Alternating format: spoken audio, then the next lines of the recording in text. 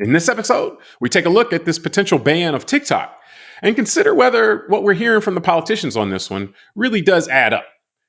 And later on, we'll discuss the controversy over Cheryl Swoops and her comments about Caitlin Clark, and also Swoops' thought on whether or not she is a racist.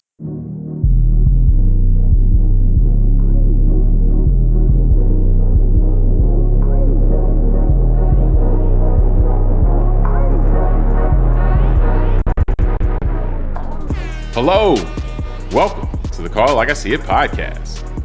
I'm James Keys, and riding shotgun is a man who questions whether there's too much message discipline in podcasting these days. Tunde Ogunlana. Tunde, you think you're going to stick to the script today? No. You called me out correctly today, sir. All right. I'll make sure I stay on the actual topic this time. There we go. Yeah. All right. Now, we're recording this on March 12th, 2024. And Tunde, for a few years now, from time to time, we've seen the idea of banning TikTok or pushes to ban TikTok legislatively, primarily, either federally or coming from states. Just recently, in late 2023, Montana passed a ban, and that one has been held up in the courts. And right now, we're in the midst of one. They're discussing it federally. These efforts typically seem to point to two main factors as necessitating some type of protective action against TikTok. There's a component about spying and the collection and use of people's data. And then there's also a component about the ability to manipulate or propagandize people with the use of algorithms and, with the knowledge of that data. So Tunde, what do you make of this potential move to either force TikTok out of Chinese hands as far as its operations, TikTok operations in the US, or off phones in the U.S. altogether, or out of the U.S. altogether? Do you think this is a natural outgrowth of people's attention and data being something that's such a premium right now, or do you think something else is going on here? I think it's probably a bit of both, but I think there's something else going on. Meaning, I get it that there could be something going on with the battle for the commodity that is data. Between big players globally. So I could totally appreciate that. Just like, a few hundred years ago, it was large nation states and kingdoms fighting over commodities like gold and copper and all that. And today, data is the most widely traded commodity in the world. So what's the most valuable? Remember a few years back, data surpassed oil as the most valuable commodity in the world. Yep. So I'm not going to deny that could be a part of some of these efforts, but I do think that the something else here is just kind of what I call China phobia, because I've been looking at this issue for years since it first came up under President Trump in 2020, and I still don't see. Besides the idea that yes, I appreciate the concern that the Chinese government has the potential to manipulate the algorithm because it's a Chinese-based company. And typically the Chinese government exercises some level of control over Chinese-based companies is what the concern would necessarily be. Yeah, but other than that, I don't see any overriding risk that other social media platforms don't already present and the disruption that they've already shown us that they can have in society. So that's why I do think that I lean towards there's something else that this just is kind of saber rattling by our side and a lot of fear mongering, to be honest with you. Yeah, to me, it seems like our governmental officials are being manipulated by our social media companies. I think you made a key point, but I want to connect the dots. The commodity that is data. If data is such a valuable commodity, then it's understandable why, one, the companies that trade in data, the Facebooks or the Twitter/X's of the world, or whoever else, Snapchat or whatever, that those companies would want to restrict other companies' ability to collect a lot of data on people and or to manipulate people. And two, from a geopolitical standpoint, it makes sense that the U.S. would want to have the companies that have the most data on people around the world to be our companies and not companies. So it's almost trying to force China out of prevent China from being able to collect data on people or Chinese company the way that we want to do it. So it seems like it definitely seems like all the concerns for the all of the stated reasons. I agree with you. All the stated reasons they're giving on the surface are like, well, why aren't we concerned about that stuff with our companies? Like, if we're concerned about privacy and data, let's pass a privacy and data law that says nope, no social media company can do X, Y, and Z. Which I've heard that from some Democratic Congress people. It's like, well, hold on, why? If this is such a concern, let's just pass a privacy. Let's protect people's privacy. And that's that's not the answer that's coming up here. Is we're worried about everybody's data, but we don't want to just say, hey, companies, you have to respect people's data because.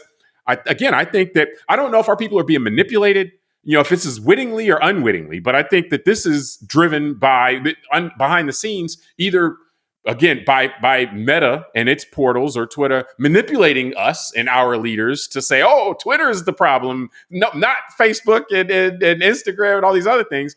But because they just want to have a monopoly on the data and the ability to manipulate. To me, that's what it seems like that. Because again, there are other ways to go about this, ways that would seemingly be more constitutional, just saying, hey, you can't do XYZ with people's data, or your algorithm has to do this and this, or it has to be publicly disclosed, or whatever like that. There are a lot of ways to go about if you're trying to avoid the manipulation of this exploitation of the data. But this is the way you would do it if you were trying to selectively go about it, if you wanted to let some people do it and not let other people do it. Yeah, and I think, look, it's interesting because if we look to another part of the world where they do regulate things in a different way than we do, and we've talked about this in different discussions about like how food is different when you travel overseas, right? Like you go to European countries and there's like 100+ different chemicals that they ban over there that they don't have banned here. Yeah. In terms of food and how food is processed and all that. So chemicals that have been determined by a certain number of scientists and medical people to be harmful to people. That's why they're not banned just for fun, again, because one country's selling them and another country's not selling them. It's like, no, these are deemed to be bad for health. So we're going to ban them here in the EU. But the US, they don't ban that for some reason. Yeah. Well, and that's where I'm going is so you can go to the different continents and immediately feel that difference when you just take a bite out of food in the US versus Europe. And I think that I was in preparation for today. I just found some articles that talked about the European Union and how they are looking to regulate social media because of exactly what you alluded to in the similarities with chemicals and food. They've deemed that the way that social media is allowed to just disseminate information and kind of the algorithms the way they are now is harmful for human psychology in general. And we have the studies about, and we have the studies from the negative impacts of Instagram and Facebook on teenage girls. That was done in England, all the way to all the research that's done about how misinformation has been used by certain state actors like the Russian government to foment dissent on the European continent and to cause more distrust in democracies and things like that. So the European Union has said, well, we want to regulate you guys, blah, blah, blah.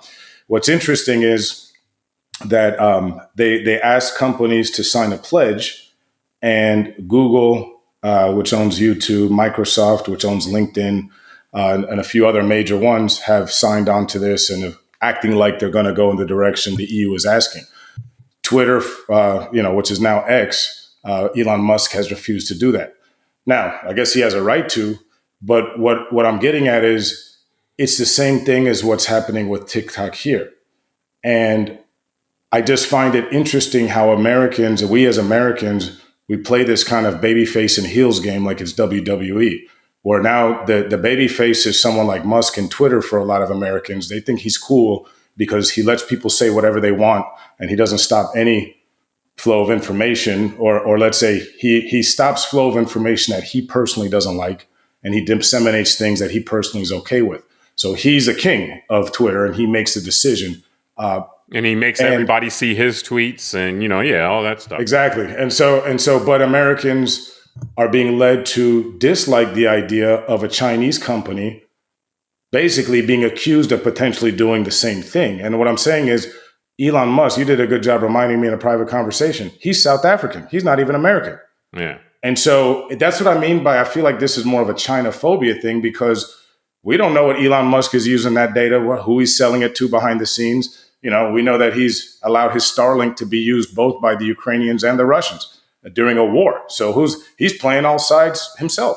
So that's my point about me going back to this idea that this seems like it's more an ideological driven thing and not something that's saying this is really to benefit Americans to make their life better from a emotional, psychological state as how Americans relate to social media, just like you alluded to chemicals in the food. Well, but I don't think you could say it's ideological, though, because this is something that shockingly has bipartisan support. And I say shockingly only because our politics has been so polarized over the past 20 years or so, and increasingly so. So this is the thing that everybody gets together and, like not everybody, but you have politicians on both sides of the aisle saying, yeah, this is what we want to do. Let's come down and restrict some company. I'm smiling because now Donald Trump is against it, so it's going to make it interesting. well, yeah, there are bipartisan anymore. Well, no, but it's bipartisan in the sense that there are people on both sides of the aisle who are in support of it, and then there's people on both sides of the aisle who are against it for different reasons. I agree. It's just interesting now. But see, to me, I think the China phobia piece is kind of the hook.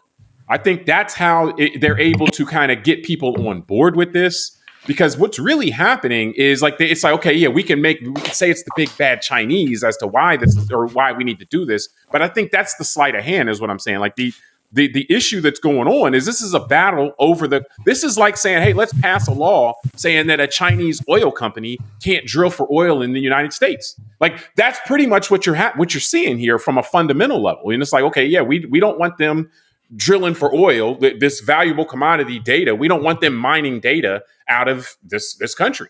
And that's from a fundamental level, that's what's happened. We're okay with Musk manipulating. We're okay with Musk drilling for data and taking all this data. Yeah, we're okay with Zuckerberg. Okay with Exxon. Yeah, we're okay with Exxon doing it. So fundamentally, that's what's happened. It's like, well, how are you going to get people on board with this? Okay, yeah, China is a good way to get people. We can make China out to be the big bad, and then and in that way, public support will or we can get more public support behind it. So, but the ideological piece I wanted to get back to real quick, because this is quite shocking. Like, of all the things that Americans, whether they come, in the Democratic Party, Republican Party, all the things they can't agree on. Like we were doing a couple a week or two back.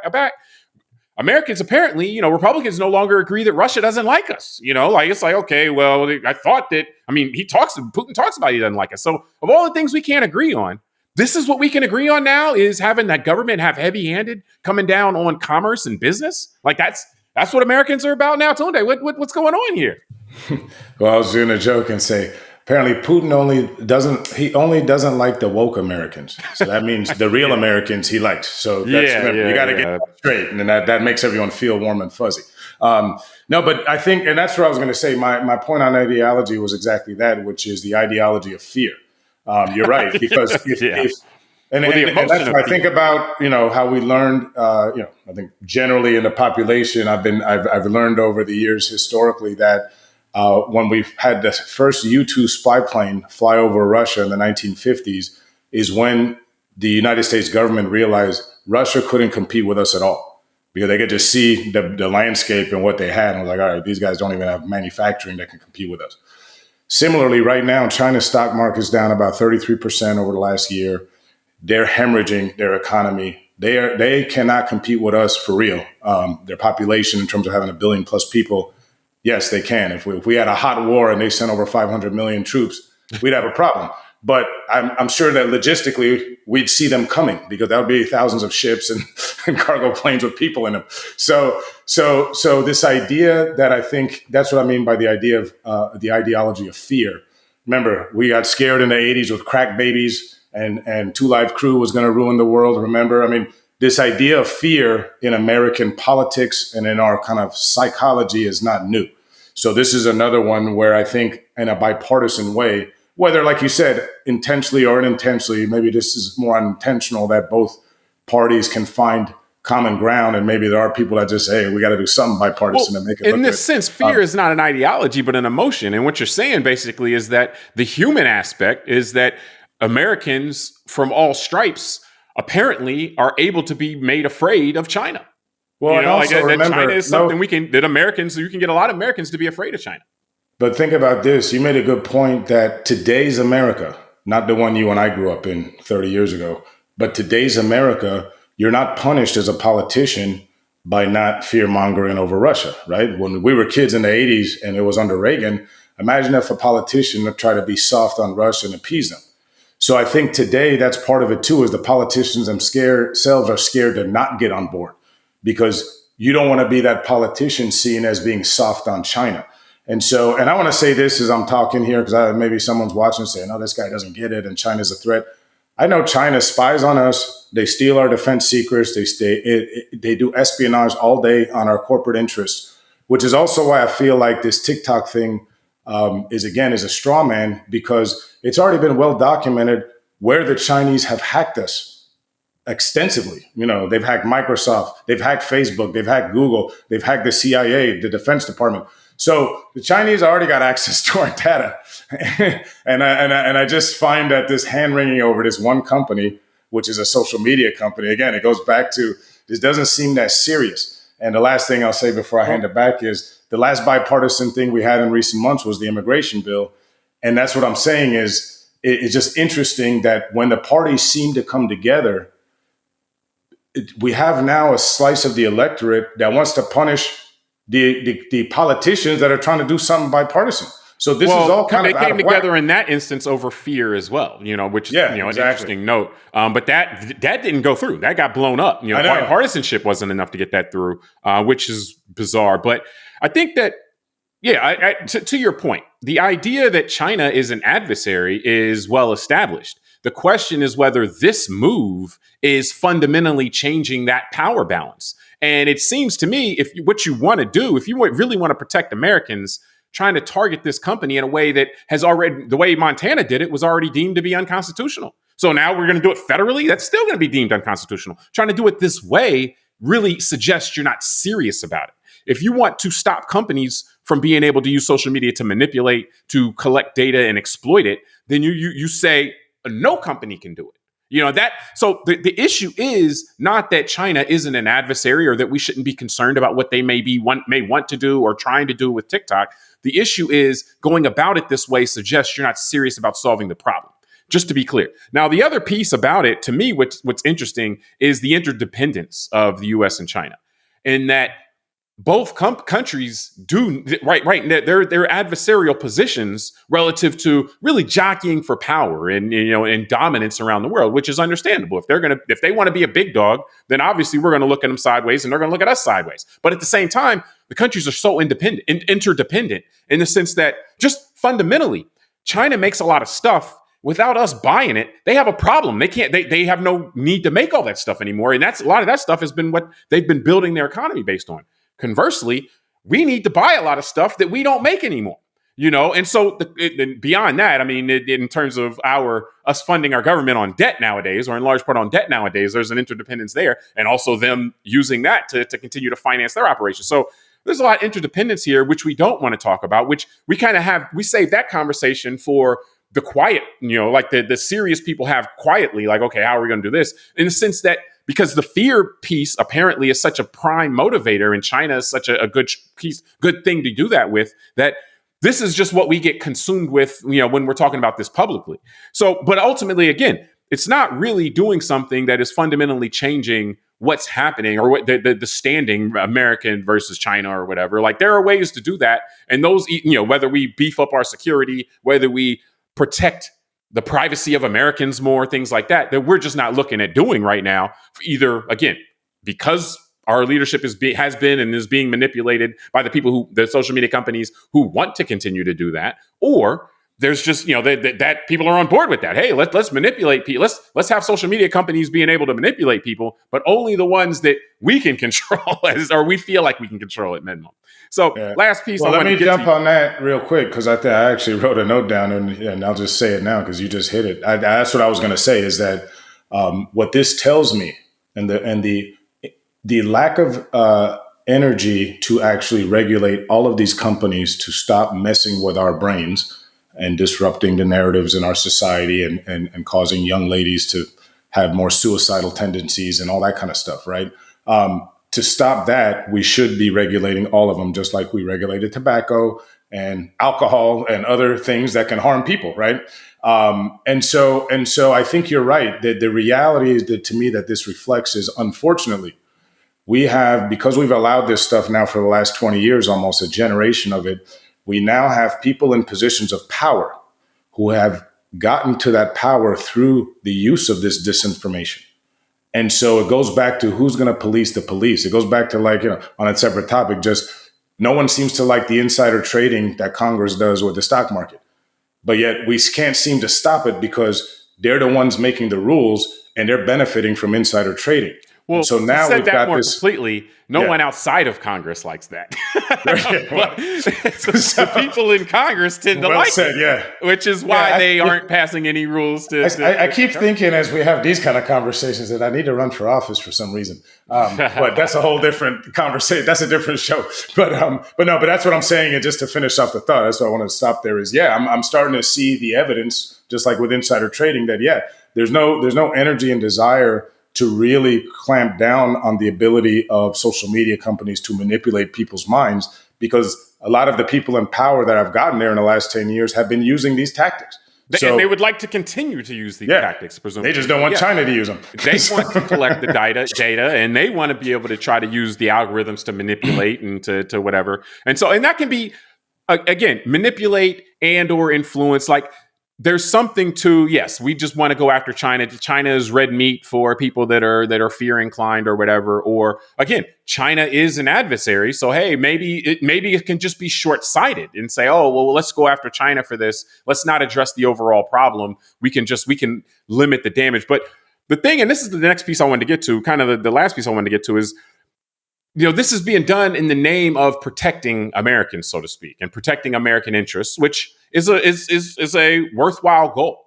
Now, the question is, though, that I have is whether this actually will ultimately be something that can help Americans in the long term, or whether this might harm Americans in the long term, in the sense that, and here's the construct, really. America has, and you talked about this, in many shows, and I know you want to talk about it right now. America's derived a lot of benefit in the past for being the type of government that tends to be, this isn't something that's absolute, but tends to be more hands-off with business. Like, it'll have it. You talked about the food regulation, like that's part of it as well. Like, hey, yeah, you can put poison in your food in America, no big deal. We'll let you do it as long as you lobby the government, as long as you pay. Give as long as people don't die right away. They gotta die slowly. Stretch out the time period between when they do the stuff. Kill someone over 20 years by clogging their arteries. That's okay. Then that's okay. But so this is quite a departure from that, in the sense that, okay, so now, like, it's normally a government like a Russia or a China that will do these type of strict handcuffs on companies or businesses, or arbitrary seeming regulations and things on businesses, where the U.S. has always taken the opposite approach, which, to your point, has always been that's always drawn more capital here. It's drawn more people trying to do more business here. So do you think this is something that long run could harm America's interest, in the sense that, so America now is just going to play these games like a lot of these other more, like restrictive governments in the world that are doing things, playing favorites and so forth, as opposed to letting business happen? Yeah, I think it could. I mean, that's why it's interesting to see the American right go the direction that they always blamed the American left and kind of communists and that kind of crowd to do, which is trying to attack and dominate the private sector for ideological purposes. But the American right kind of abandoned that a while ago. Like, look at what DeSantis was doing in Florida. Well, that's where I was going. This is a trend. And so this is a trend that started. This goes back to, if you remember, I actually, in doing some, just preparing for today, I was reminded in reading some articles that in 2020, when this first was proposed by President Trump to ban TikTok, one of the things that they tried to do is a few companies wanted to bid on it. One of them was Microsoft. And after President Trump personally got involved to turn down the prior bidder, it was like a strong arm move. He was going to force Microsoft, if they did buy TikTok, to then pay a fee to the government for setting up that purchase. And I just thought, like, literally, first of all, what is a president or any top politician in the United States doing trying to pick winners and losers in corporate America? Again, that's not common. The second thing is, and then this kind of strong arming a company to then pay like a commission to the government. Like that's big government in a whole different way than we're used to seeing. And again, somehow, I don't know how former President Trump gets away with this behavior and not being called out by people that I would have, otherwise considered business-minded American people. But if this was another country, this would be called a banana republic. And yes, I'm concerned that if this is allowed to continue, and like you said, I'm not just beating up President Trump here. I'm talking about, like you said very well, Ron DeSantis attacks on Disney, which led Bob Iger, the CEO of Disney, to say they weren't going to invest $1 billion and create 30,000 jobs over the next 10 years, the rest of this decade here in Florida. Ron DeSantis attacks on the cruise ship industry during COVID, coming from his ivory tower in Tallahassee, telling an industry where people are close together how to deal with a pandemic instead of letting that industry figure it out and do whatever they felt was right. Now, last year I was doing this, so this is my rant here. The attacks on Bud, Anheuser-Busch. We got to the point where in our state, our governor decided to open a formal investigation, and he used the pension as an excuse because the pension has an investment in Anheuser-Busch. Then I saw an article where Senator Ted Cruz in July of 2023 opened up an investigation on Anheuser-Busch in the Senate. Why? Because Anheuser-Busch, somebody in their marketing department, decided to give a transgender influencer who has 10 million followers a beer can. That's why. So this is, to me, it's not that different than the young lady who gets killed in Iran by the government for showing her hair in a hijab. We don't think that America could go that direction.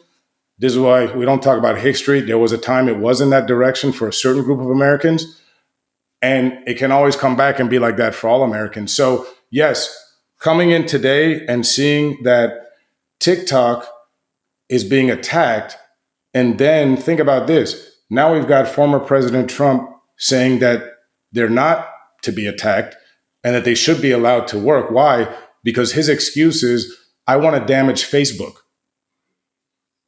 Which is a whole nother. Yeah, which is a whole nother. What is it? Why is the politicians even talking? Let these companies be left alone and run their businesses.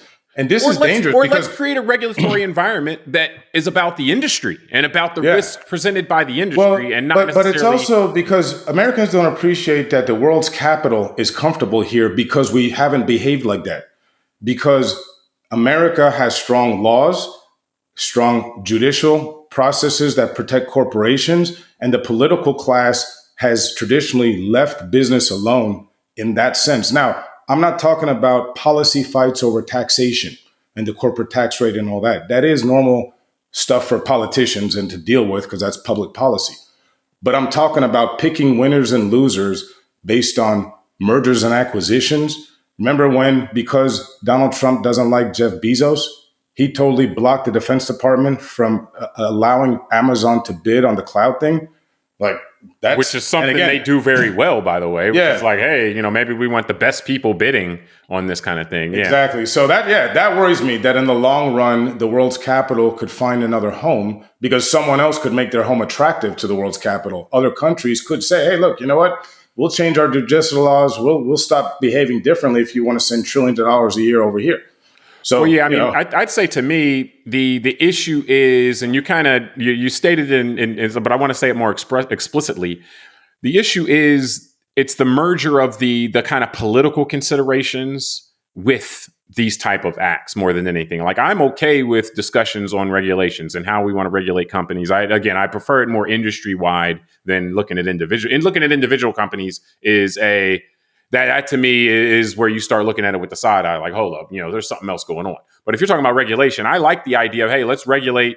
Let's in terms of protecting Americans, I would like to have those discussions. Not to say that I would think everything we think about doing we should actually do, but I think those conversations need to be had. That's what these dudes are there for in government, is to try to figure out, okay, what are the loopholes? What are the ways that people are being exploited? When people are being exploited by businesses, the only people that can come in and stand in the way is the government. So that's kind of what they're there for. But when they're doing it for arbitrary reasons or for political calculations, when they're doing it to try to settle scores, that to me is where we're getting into, like you said, you used the term banana republic. That's where we're getting into a different kind of space, which I'm concerned about. And in this case, it's not completely that. Like I said, I think actually we're looking more at a case of manipulation, whether it would be intentional or unintentional. Just everybody getting caught up in this hoopla of this fear of China thing. But the idea that we have to look at this one company in particular on practices that they do that everybody else in the industry does is something that, okay, well, I think we're not going in a way that has been very beneficial to America this whole time, and which has been a tendency. Again, you can always find counterexample, a tendency to not let the politics of the day or the political issues of the day dictate how the government is going to regulate and or treat business. And that's a concern, because like you said, that's something. One of the reasons why America why it has had economic advantages over the course of decades and centuries and so forth is how its relationship with being friendly towards enterprise. Like, hey, yeah, start businesses, and so forth. A lower regulatory environment. Which again, I'm not saying you want quote unquote no regulation, but just saying that not regulations like, hey, if you don't give me a tribute to my political campaign, I'm going to shut your business down if I get in power. Not that kind of regulation. Well, let's be honest, though, right? That's not at least what you and I think traditional American definition of regulation entails. That is what an authoritarian regime looks like. But that's how an oligarchy works. Well, that's what I was going to say is, and that's why I hate to go there, right? Because this word's beaten around a lot, but that's what a fascist state looks like. Like you said, whether fascism, oligarchy, and this kind of quasi-authoritarian / still having some capitalism within it looks like. And the point I'm saying is, and this is interesting, the projection that we have from a lot of people in our government, this idea of weaponizing the government, right? We've been hearing that projection against people who actually did commit crimes, whether people want to acknowledge that or not. Meaning, for example, the January 6th, quote unquote, hostages. That's offensive to people in the world today who are real hostages, but they are people who broke the law by trespassing and storming the Capitol. So they had due process and paid for it. Your point just real quick with the projection, because I do want to keep us moving. The projection piece is interesting because this is the kind of thing that we would accuse the Chinese government of doing. You're showing favoritism with companies and stuff, like trying to promote your own companies versus other people. That's where I'm going, is that this is the danger of it is that, Russia, China, Iran, that's how they run their countries, is companies that they don't like, that aren't loyal to the party, so to speak, they don't get to operate.